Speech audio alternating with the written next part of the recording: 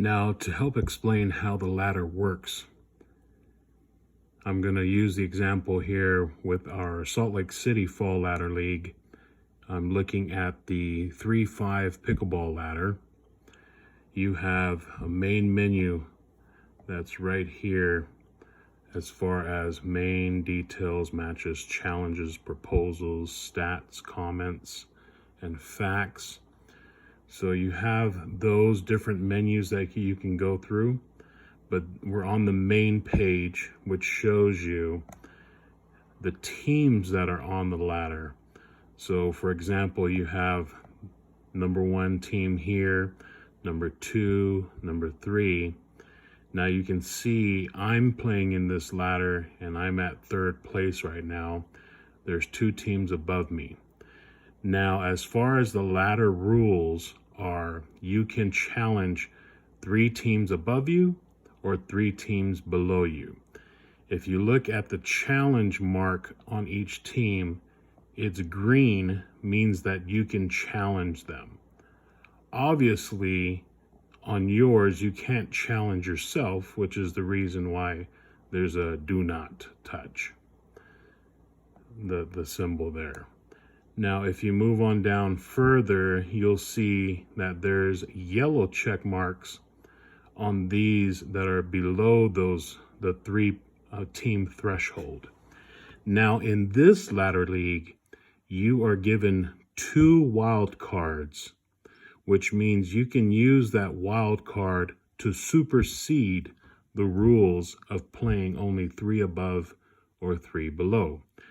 So let's take example that team 8 here wants to challenge my team, which we are 3.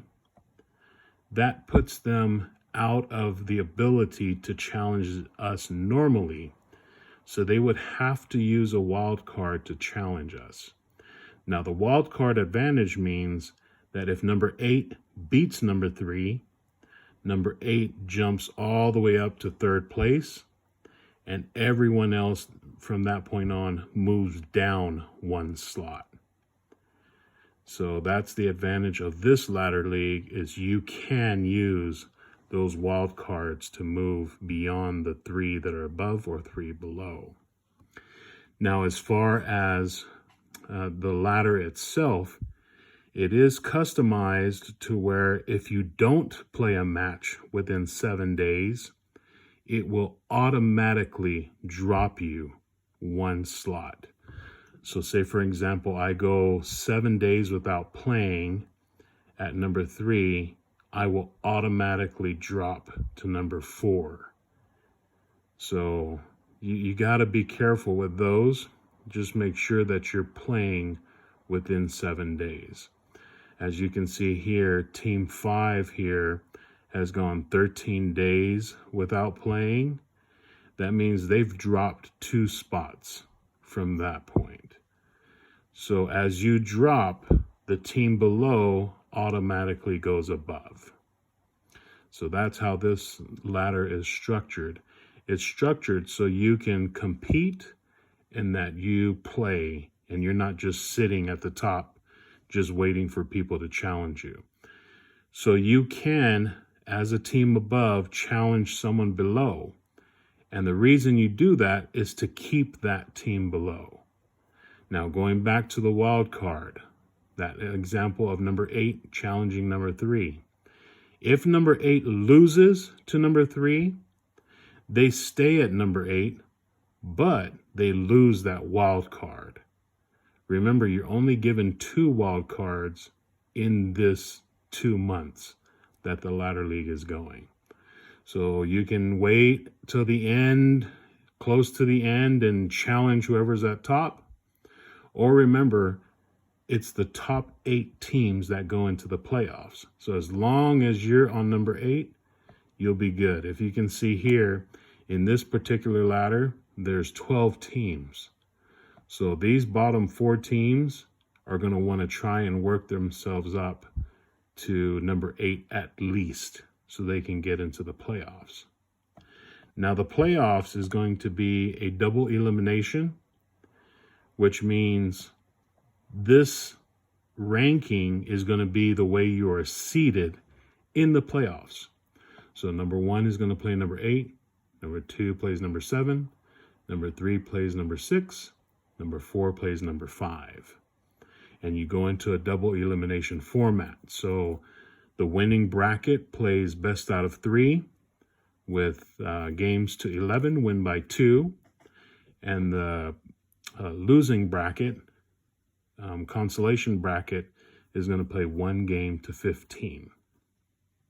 Now, the format in which the ladder is played for the 2 months is best out of 3, games to 11, win by 2.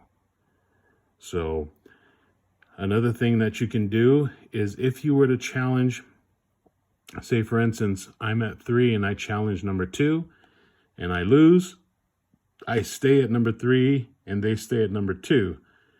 Once that challenge is completed, I can go again and re-challenge them on the same day.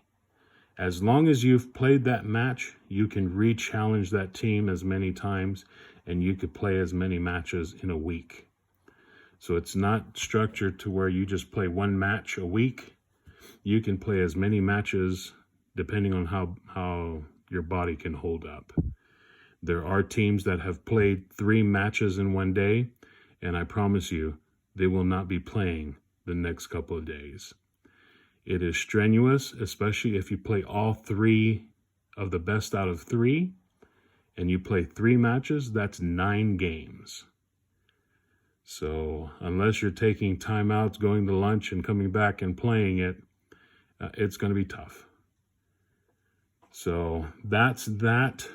If you have any questions, everything is on the app. Once you play your match, you just go on the app and submit your scores. On the app, there is a place at the bottom on your phone where you submit a score. Here's a submit a score right there. And submitting a score is really easy. If that team forfeit, of course, you click on forfeit. Otherwise, don't even touch this. This is only if that team forfeits, which there shouldn't be a reason. So you put in the scores here, the winning team, whoever it is. Of course, it's 11 win by 2, best 2 out of 3. You pick here which location or which court you played it on, and then you click on submit. It's really that easy. If you look at matches tells you all the matches that have been played within your ladder. You can see who won, who lost, what rank they were at, what rank they moved to. So yeah, it's really fun. If you want to challenge a team, of course, I showed you on how to click on those. But here's where those challenges will show up once you do have them. So you have the challenger, who challenged, and then the date it was issued, when it was responded. So it's all here. There's also a section for proposals, which means, say for instance, one day you and your teammate are bored and say, hey, we propose a match at this location, this time, this date, we're free to play. This is where you can just go and submit, and it'll shoot that to all the teams and say, hey, this team is willing to play at this time on this date at this location if you want to show up for a challenge. So that's what proposals are. Of course, stats is self-explanatory. Shows you the averages, days at number 1, highest rank, lowest rank. So just fun little stats. You can see where you stand. But again, it's really that easy. Again, this is the Salt Lake ladder. There's also the Diamond Bar, California ladder, the Santa Ana, California ladder, Hayward, California ladder, Foster City, California ladder, Portland, Oregon ladder, and Seattle, Washington ladder. And then there's dates. If you look under the ladder, it'll tell you from what date to what date. And the ending date is the date of the tournament in that city. So we have Salt Lake City that's going to end October 16th. And we will hold a tournament that day to determine who from the top 8 are going to be the top 3 with gold, silver, and bronze. If you have any questions, feel free to give me a call. You just hit on contact here, or it's best just to text me or call me, 310-686-3208. Again, that's 310-686-3208. And this is an app on your phone. I just pulled it up on the laptop just to make it easier for everyone to see. But it's really simple to do on your phone. Even signing up and registering, just click on the link. There's links on our Facebook page at Polynesian Pickleball Club. And excited to see everyone in their respective cities. And then, of course, for the winners in Las Vegas.